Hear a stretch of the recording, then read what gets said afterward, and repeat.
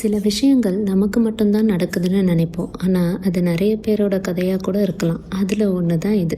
நான் நிறைய பேசுவேன். வீட்டில் இருந்தாலும் ஃப்ரெண்ட்ஸ் கூட இருந்தாலும் எப்போவும் சிரிப்பு சத்தம் தான்.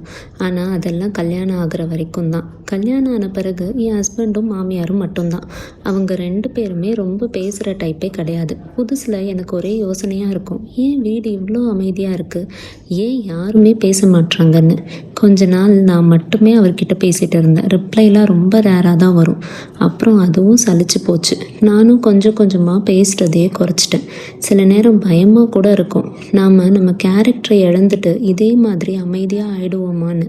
ஆனால் என் வாயை கட்டுப்படுத்த முடியாதுன்னு அடிக்கடி ப்ரூவ் பண்ணுற மாதிரி பக்கத்து வீட்டுக்கு போய் கொஞ்ச நேரமாவது காசிப் பேசினாதான் அந்த நாளே ஓடின மாதிரி இருக்கும்.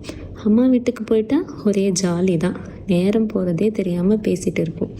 ஆனால் திரும்பி இங்கே வந்த உடனே மறுபடியும் அதே அமைதி. ஆனால் இப்போ தான் புரியுது, நான் முன்னாடி மாதிரி அதிகமாக பேசாமல் இருக்கலாம்.